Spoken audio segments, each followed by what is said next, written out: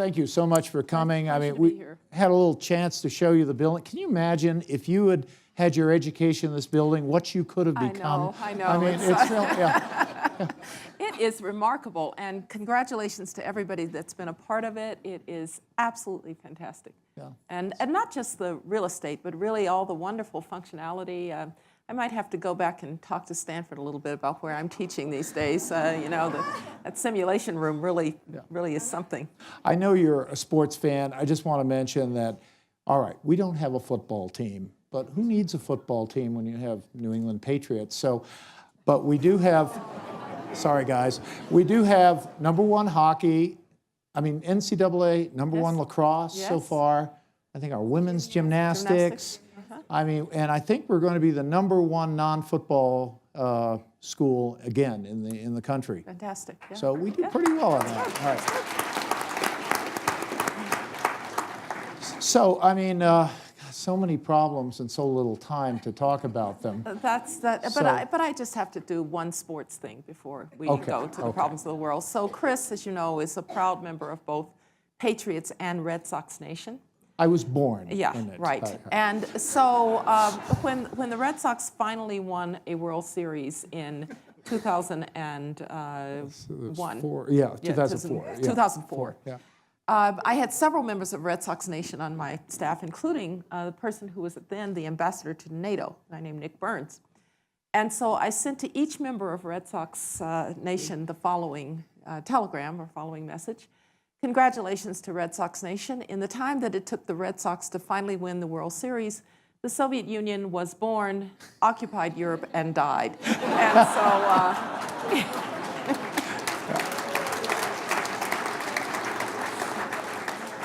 We took it in the spirit it was intended. Yes. All right, so we can talk about those people, you know, only a mother can love that you just want to pick up and hug. It looks like they're going to have an intercontinental ballistic missile. We know they're working on a design for a nuclear warhead. Right. They'll probably be able to put it on the intercontinental ballistic missile within, say, the next 4 years. So our President Trump, will have to face the American people in 2020 and say, what? Yeah. That it was all Condi Rice's fault, or Chris Hills. Yeah. He didn't negotiate them out of it. No, look, the North Koreans. the North Koreans are by far the most dangerous regime on the face of the earth. They're isolated. I think, unlike Kim Jong-il, with whom we had to deal, Kim Jong-un might be actually really unhinged. Yeah. And I worry when he says things like, I can destroy the United States, that he actually believes that. And so you have the combination of somebody who is unhinged and increasing nuclear capability. One of the reasons that we'd worked so hard when I was secretary and Chris was the chief negotiator to just try to get on the ground in North Korea was to know something about what was going on with those programs. For instance, if we had been able to find out how much nuclear material, fuel they'd actually harvested, we might have known how many devices they're capable of making. But we are really very much in the dark. And one of the sad facts is that the intelligence community couldn't tell us very much. It was really only when we had diplomats on the ground that we were able to find out anything. Right. So my first suggestion to the administration is you need to see if there is a way again to get people on the ground. Yeah. Unlikely with this regime. We know, Chris, that everybody says, well, the Chinese have to put pressure on the North Koreans, but the North Koreans are bid in on the joke. They know that the Chinese aren't going to do anything strong enough to actually destroy the regime, because the Chinese worry more about the collapse of the regime than they do about a nuclear regime. And you've got to change that calculus for the Chinese. And so I think you go to the Chinese at this point and you say, and by the way, the Chinese are getting more and more nervous about Kim Jong-un. They've told the North Koreans they're not going to take any more coal shipments this year, which is 40% of North Korea's export. So they obviously are getting really annoyed and frightened by them. So I would tell the Chinese, look, either you do it or we do it. You should do something that says to the regime in no uncertain terms, get rid of these nuclear weapons verifiably, or we will take you out, we, China, And we will neither, the United States, take advantage of that. We won't try to unify the peninsula. It's going to be your game.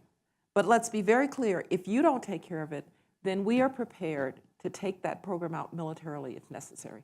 I think that's the only way that you get the Chinese to do something at this point. And in the context, a kind of deeper dive with the Chinese, because there's kind of a mountain of mistrust with China. Yeah.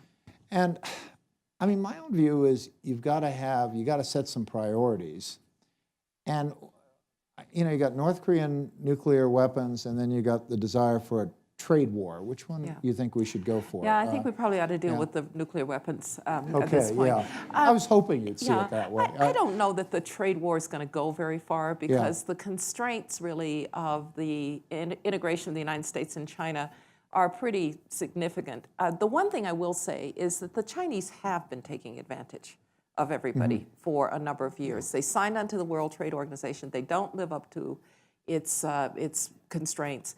They do, manipulating currency is a little strong because everybody kind of works with their currency.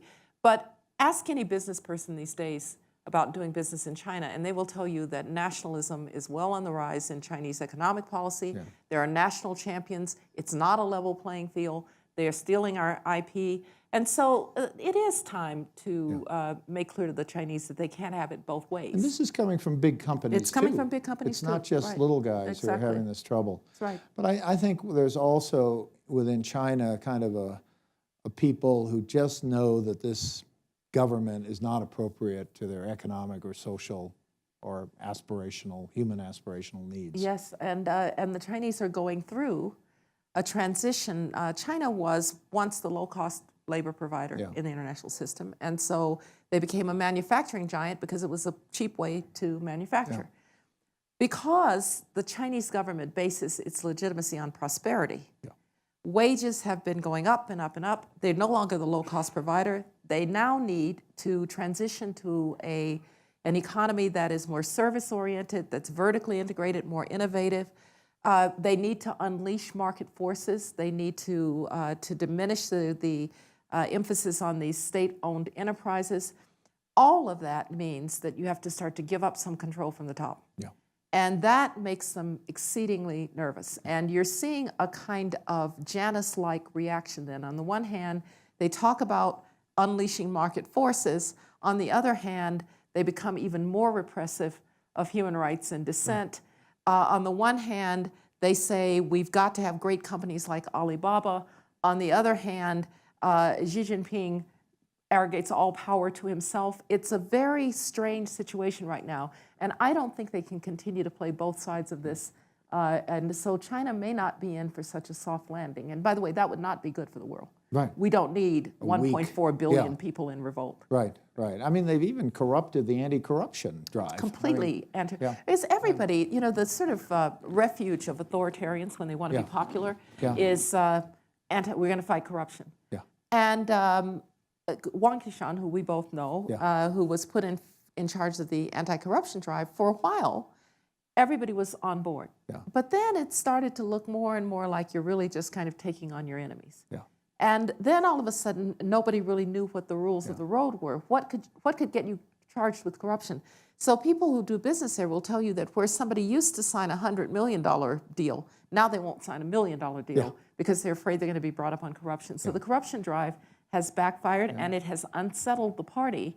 And it's not clear to me that Xi Jinping doesn't need to call this off at this point. And the other refuge of these kinds of regimes is nationalism. Now, thank goodness we don't have any of that in this country. But there, I mean, this South China Sea and the effort to turn that into a southern Chinese lake, I mean, requires, I think, some firmness on the U.S. It does require firmness. You probably want to be careful with what you threaten to do because you're going to have to carry through with the threats. So you don't send destroyers unless you plan to use them. Unless you plan to use them, don't send destroyers. Now, I do believe, however, in the open waters, you can float the Pacific Fleet out there. They'll start to get the message. But if you don't want, the other thing you could say to the Chinese is if you don't want, for instance, the rearming of Japan, which is terrifying to them, then don't do the things that you're doing to challenge Japanese interests on islands that nobody can even remember kind of where they were. Yeah. in a shameless heist of intellectual property rights, I always refer to the term patterns of cooperation, which I stole from you. I keep meaning to send you some royalties on it. Thank you very much, Chris. But so where could we find some patterns of cooperation there? Well, patterns of cooperation was a phrase that I used to explain why things like the six-party talks, where we worked with China, Japan, Russia, South Korea, nominally the North Koreans, because we needed to find a way to align our interest because we didn't have the same interest. The South Koreans were more worried about an attack across the parallel. The Japanese were more worried about the abduction issue. The Chinese were more worried about the collapse of the regime. We were really worried about the nuclear problem, as were the Russians. So a pattern of cooperation effort is just to start to work together on things where your interests might actually intersect. Nobody needs a nuclear North Korea. I think that's one place that we can work with the Chinese. I think we can work with the Chinese to stabilize the region around Afghanistan and South Asia. Afghanistan is never going to prosper as a state that doesn't have a regional home. It doesn't have any resources. It was once the keynote in the Silk Road, but since nobody travels, by horse anymore, that need has sort of gone away. Yeah. And so the Chinese have been very interested, and they actually had a meeting recently, invited the Indians to talk about what to do. There's some very good things that could be done there. So maybe we should be active in We that should space. be active in looking. And I'll tell you one other. So when the Chinese came out and said they wanted to do the Asian Infrastructure Development Bank, we got all huffy about it. And we said, no, you can't do that because that will undermine the Asian Development Bank that we started as a part of the kind of post-World War II reconstruction. And then we said to our allies, and you won't join either, right? And then we looked behind us, and we were actually the only ones who didn't join. The British joined. When the British join, you know that you're kind of by yourself. And so my view is that was a missed opportunity. China is a rising power. The question is, how do you accommodate and channel that? If the Chinese want to spend money on infrastructure, that's great. We should have said, yes, we'll join the Asian Development Bank, Infrastructure Development Bank, and let's start in Afghanistan, which needs infrastructure. So some of when you're a status quo power, a great power, you can't resist every entreaty, or you're just going to create a lot of tension. I mean, but one real question we have in dealing with China is every internal issue they have, they see as part of a sort of centrifugal process that if they don't, if they let these people get away with it, next thing you know, the whole thing. I mean, so we could say, look, Uyghurs living in Western China, Uyghurs can't be choosers. We're not going to help you out on that.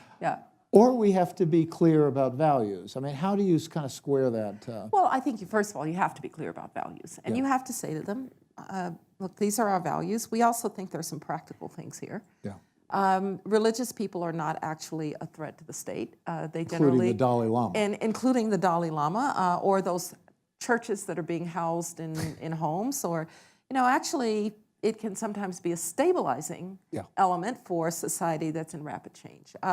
Oh, by the way, if you really want people to think at work and be innovative and creative, they're going to think at home too.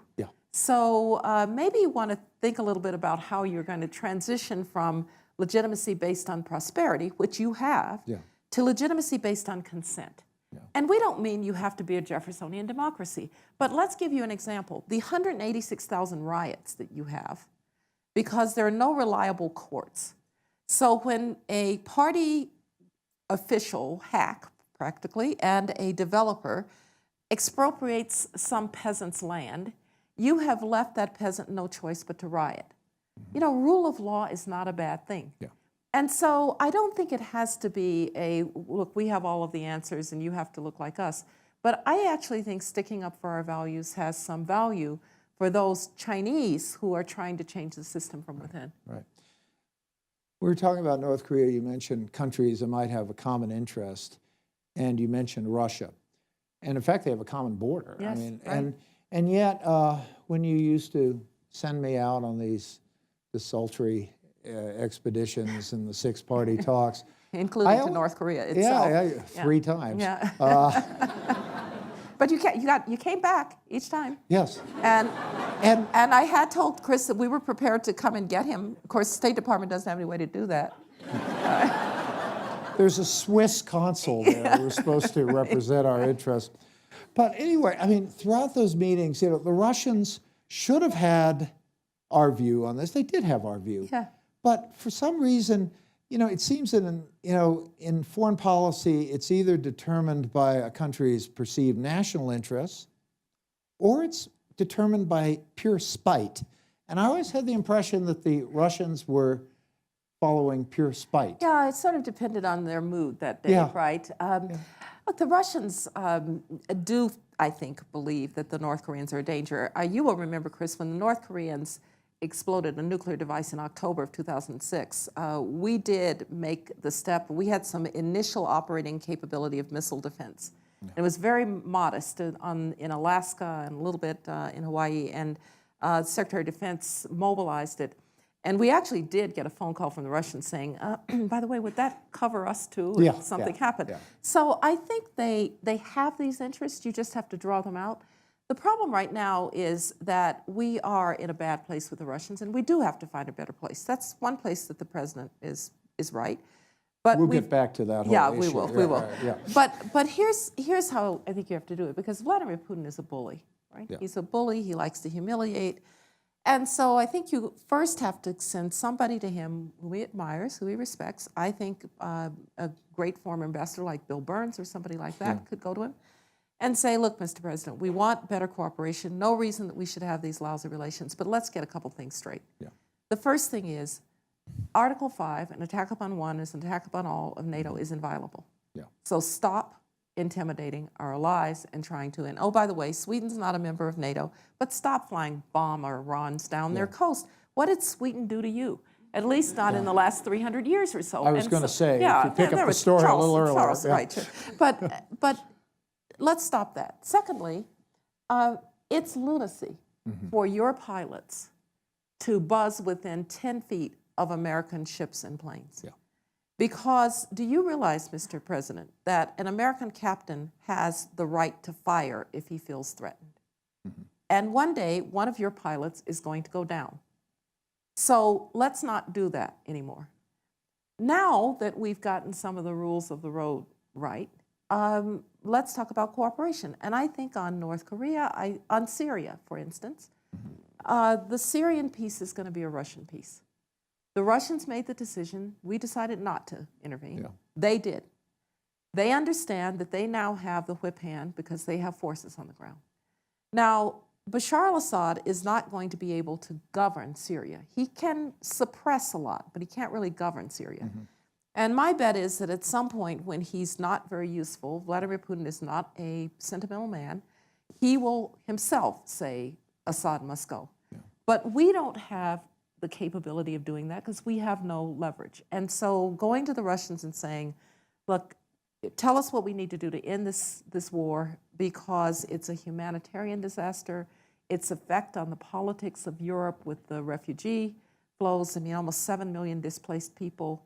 I would still see if you could explore some sort of safe zone that would allow people to return home. Mm-hmm. But this war has got to end, and that's another place that I think you could cooperate with the Russians. So you would say we continue to hammer away at ISIS, and we are hammering. Yes, and we're going to win. We're going to win. We're going to win that one. But with respect to the Syrian political issues, that is it going to be Sunnistan? It's not going to be Alawite anymore. Right. It's not going to be Alawite, Kurd, Druze, Christian. Right. I mean, it's going to be a composite. Right. Let the Russians try to sort that out. Let the Russians try to sort it out. The president, our current president, has an advantage. He's not the one who said Assad must go. So would you call that a mistake? What? Not saying Assad must go? No, saying Assad. Oh, absolutely. Because if you can't bring it about, don't say it. And we weren't prepared to do anything to make sure that Assad. I think it was on the mistaken premise that he was leaving. So why not say he's got to leave and then look like a genius? And then surprise he didn't go. Yeah. Yes. Yeah. Right.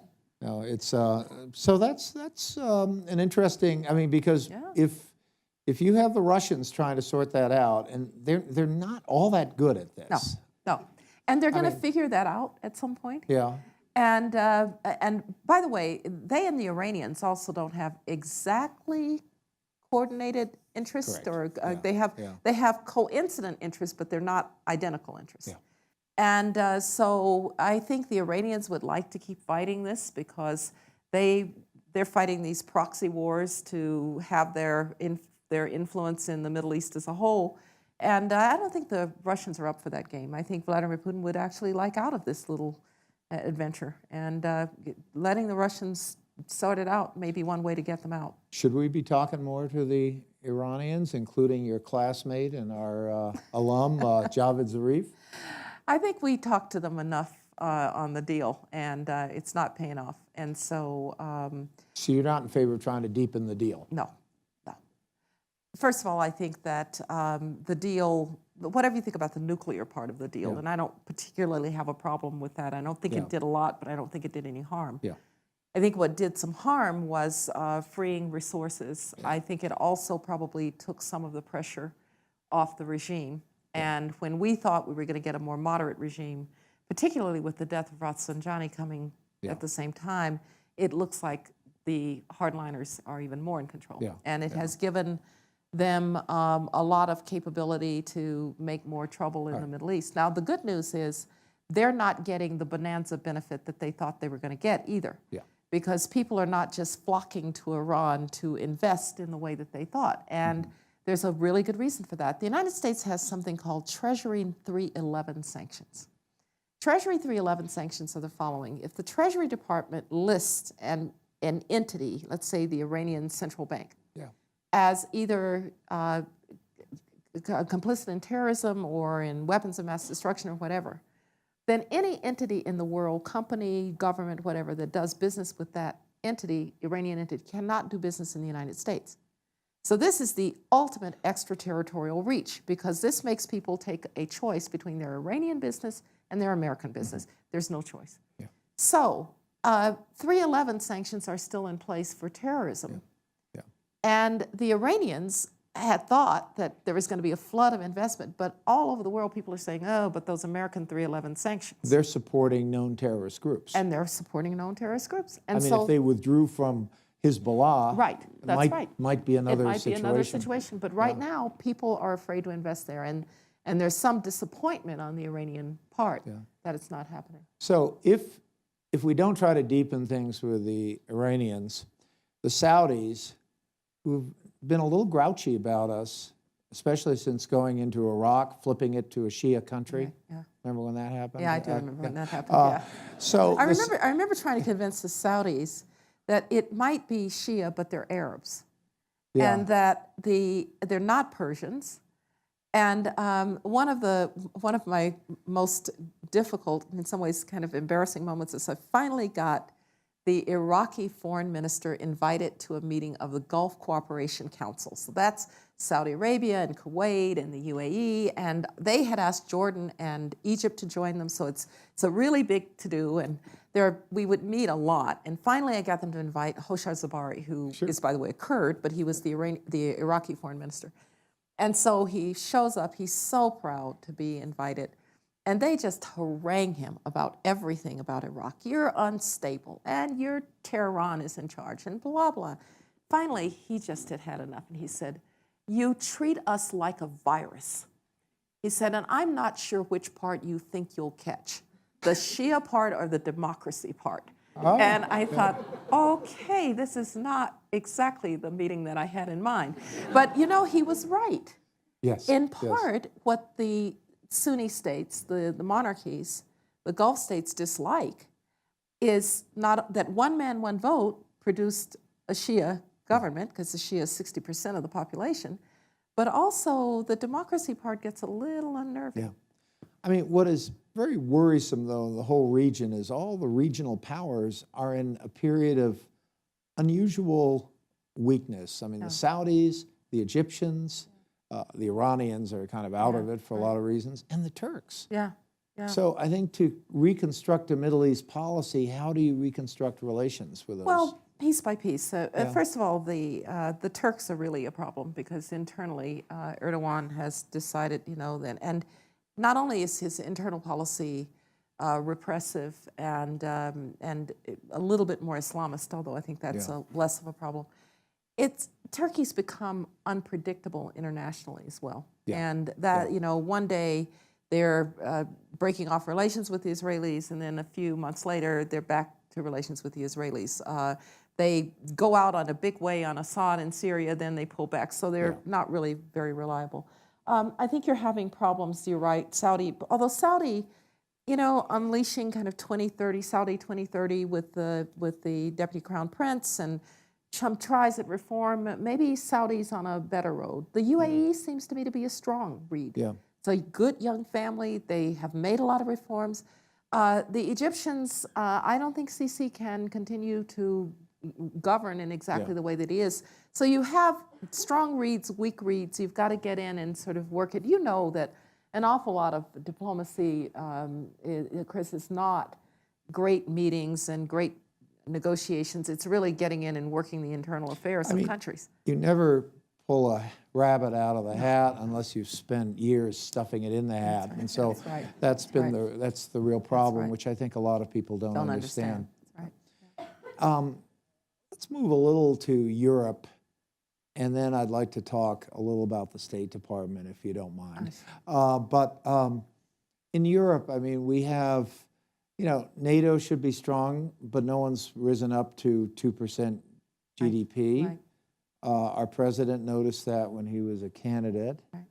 Where's that going to go with NATO? Well, this is one where calling out NATO for, every American president, Secretary of State, Foreign Secretary of Defense, for decades has talked to the NATO allies about anteing up.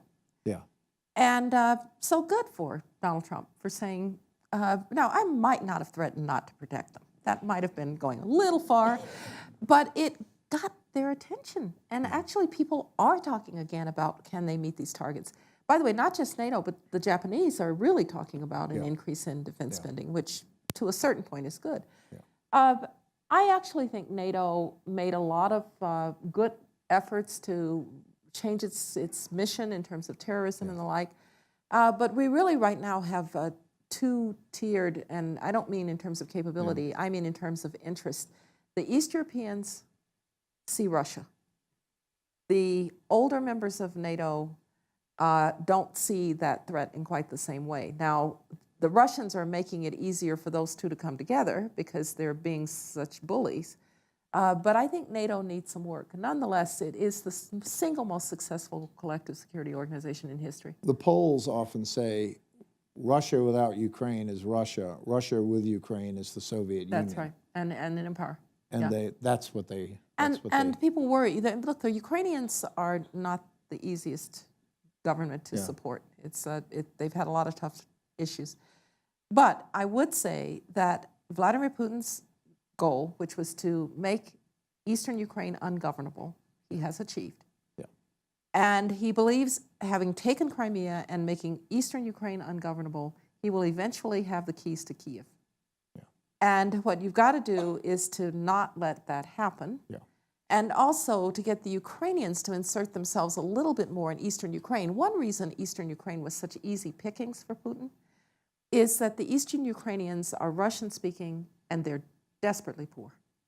And the Ukrainian government does nothing for them. And so they need to start to do something for these Rust Belt towns like Donetsk. And then, I don't mean to sound like the current administration, but EU good, EU bad? Where do you come from? Well, I happen to like the EU, but So do I. But I have to say, it's the EU has a structural problem. The students out here who study political science know that we talk about structural issues. Okay? It's got a structural issue. What's a structural issue? It's got three important institutions. The first is the European Parliament. It's the only one that's actually directly elected. It doesn't actually do anything.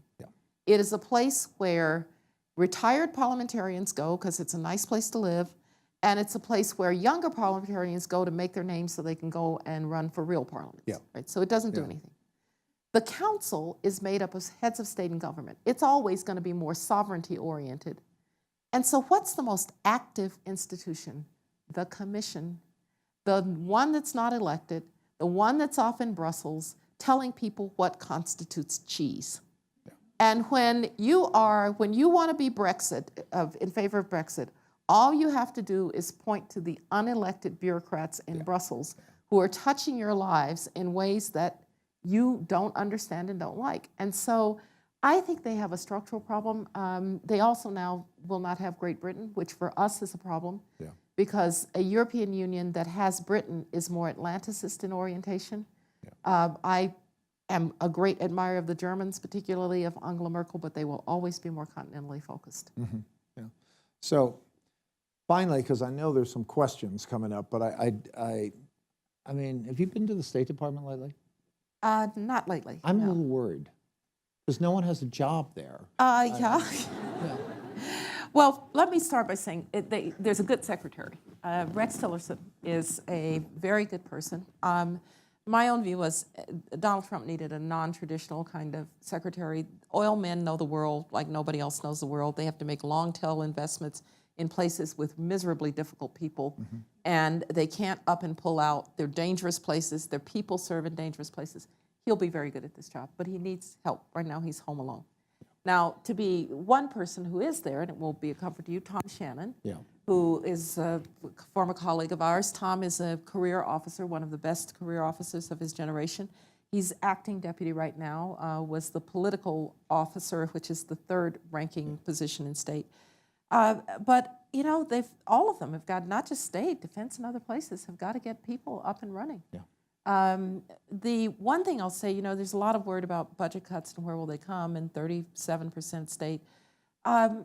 You need the diplomatic tools desperately, and I'm hoping that... You're not talking about foreign service officers. No. We're talking about the programs, right? The programs. Although, if you get those kinds of cuts, you're going to have to freeze personnel as well. So I'm hoping that this gets either reversed or looked at again. But I will say there may be some programs that probably ought to be sunsetted as well. The government doesn't sunset things very easily. All right, so maybe some couple of questions. We have maybe about 5 minutes, right? How are we doing? So really short questions. Questions like, are you still running the BCS football thing? CFP. Would you run for president? So let's those are easy. Get our first question here, and people should come down to the microphone. Okay. Hi, Dr. Rice.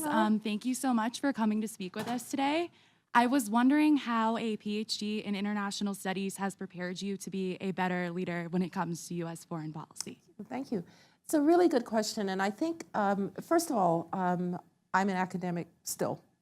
And I continue to try to improve my understanding of things in a systematic way. And I think that what systematic study of international relations helps you to do is when you see a problem, you have a framework for understanding it. And having that framework for understanding it then allows you to look for solutions in a more disciplined way. So I'll give you a good example. So when we were dealing with, Chris mentioned the Middle East, we're kind of dealing with a Middle East that's moving all around, right? So one of the structural issues that I might ask is, does the United States have pillars of stability that it can actually support to begin to bring more stability to the Middle East? And then I start looking at, all right, well, one place that we want to look is, we do have an ally in Israel. What does that mean to it? We have allies in the Gulf, so what does that mean? But it's a more structured way of looking at the problem. The day after 9/11, I walked into the room. I was National Security Advisor. On the day before 9/11, the National Security Council had been the Secretary of State, Secretary of Defense, CIA Director, JCS, and that's it, Vice President. The day after, it's all the people who do internal security because we've had an attack on the United States itself. I looked around the room and I thought, what we have here is institutional maladaptation.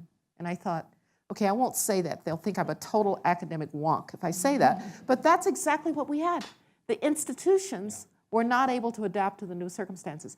All of my work as an academic was about how institutions fail to adapt to new circumstances. So I had a framework for looking at the problem. And I think it's invaluable when you're actually in government. Thank you.